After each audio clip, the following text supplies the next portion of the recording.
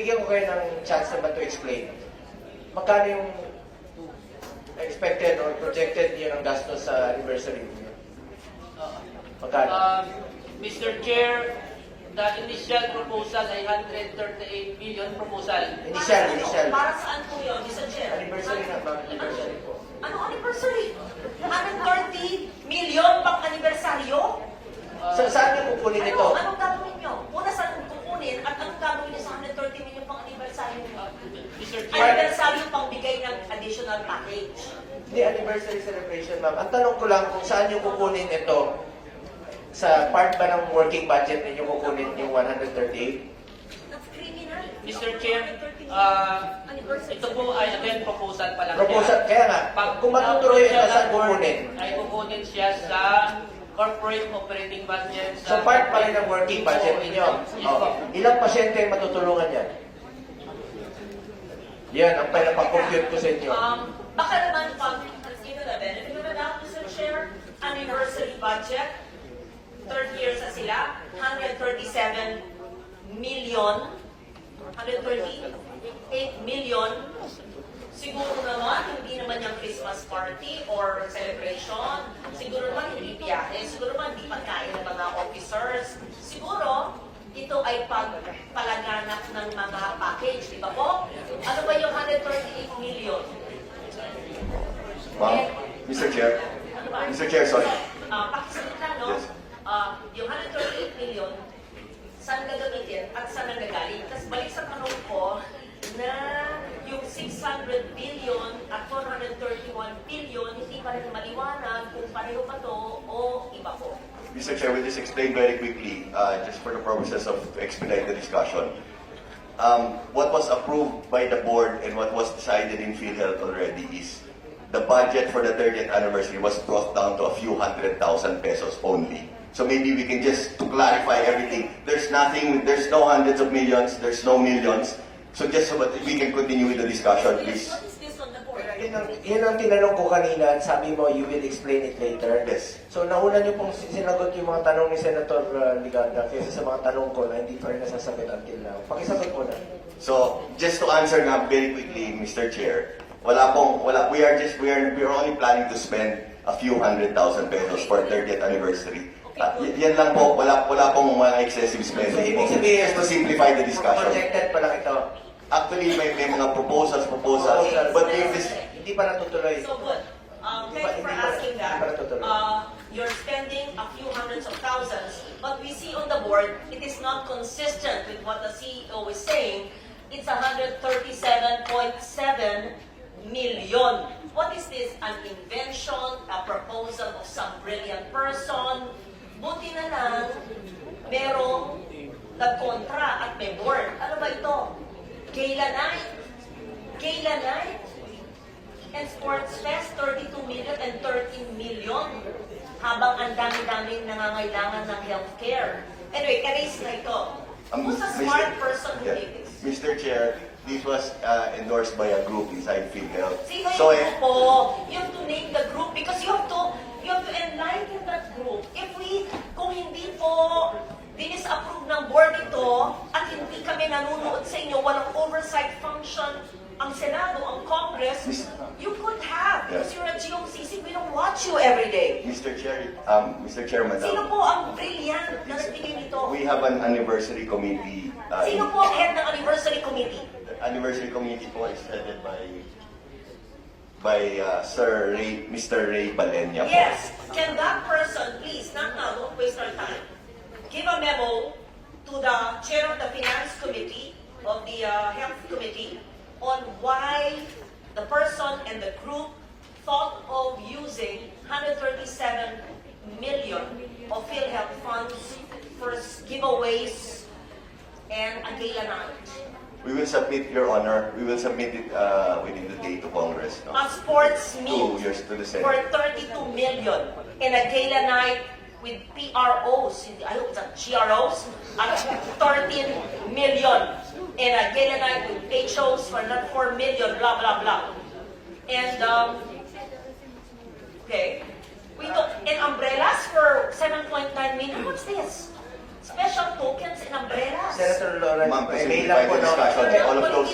Kaya nga, projected o plano niya lang po, kaya tanong ko lang naman po sa inyo kanina pa, kung sakaling natuloy po ito, ilang pasyente po ang makikinabang dito? Ilang pasyente po ang naghihingalo na matutulungan dito? Ilang buhay pa po ang masasalbar dito? Kaya sabi ko sa inyo, dito sa ating panggobyerno, parati isipin natin, konsensya. Okay, back to the 600 million, yung mahiwagang 600. Ibig nyo sabihin, iba pa yung, meron kayong 600 billion, meron pa kayong 281 billion na reserve, at meron pa kayong 150 billion na surplus. Kala ko po, itong 281 at 150, total 431 ay parte ng 600. Explain Iba pa po, ko. hindi ma'am, explain ko siya ng konti. Okay, sige, kasi nalilito na kami. Kaya Iba yung sinasabi na, iba yung nababasa namin, iba yung sinabi mo sa plenary, iba rin po yung sinasabi dito. Ano, para sa kaalaman po ng mga kababayan nating nakikinig at nangangamba sa kanilang benepisyo mula sa PhilHealth, paliwanag po po ano yung 600 billion, kung parte ba itong 431 o 489. Paki-simplify lang po. Yes Huwag po. huwag niyo pong lituin ang ating mga kababayan. Yes po. Ang pinag-usapan po natin dito actually kung sa accounting po balance sheet to. Balance sheet, we have the assets equals liabilities plus equity. So this equity, ang pinag-usapan natin na surplus and reserve is part ng members' equity. So sa kabilang right side po siya. Now, ito pong dalawang ito, That's 281 and 150, 431 Opo, ha? opo. Okay po. okay po, yung back up nito o sa kabilang banda niya, yung asset po natin, ito yung sinasabi na 600 po. We have as of September 628.2 billion asset, total asset po. When you say total asset, that is cash in the bank. Cash, non-cash, including mga properties po ng korporasyon, Teka. total po to. Hindi.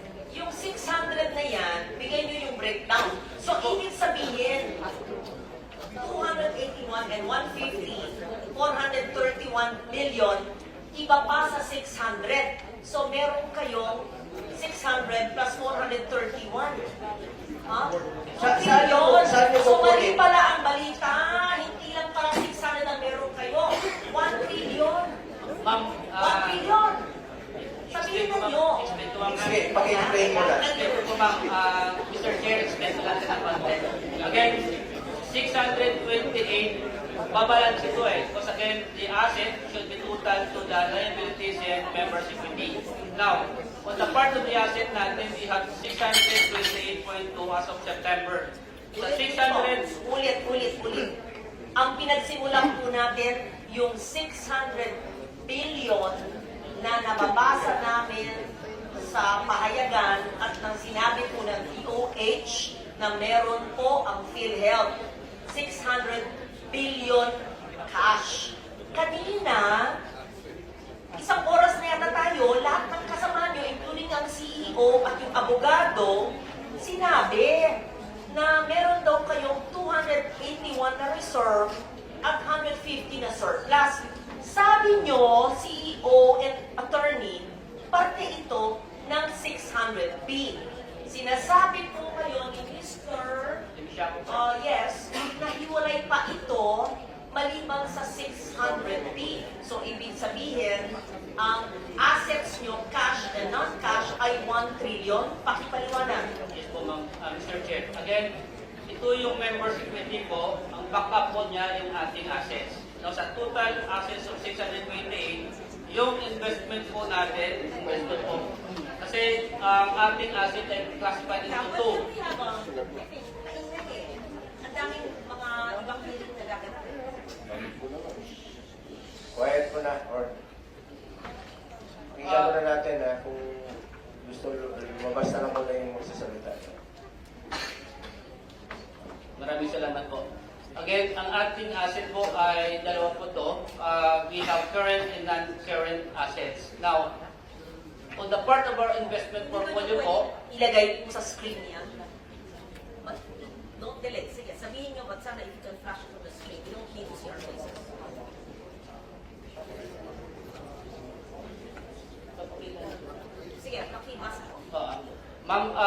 Mr. Chair, Honorable Ligarda, again, dalawang klase po yung ating assets, current and non-current assets. Now, as mentioned by our PCEO, the total investment portfolio, 489, dito po siya nasa asset po. So, ibig sabihin, our reserve and our surplus, ang backup niya ay ang ating assets. Now, sa asset po nito, malaki po. 489 Opo, malaki. assets.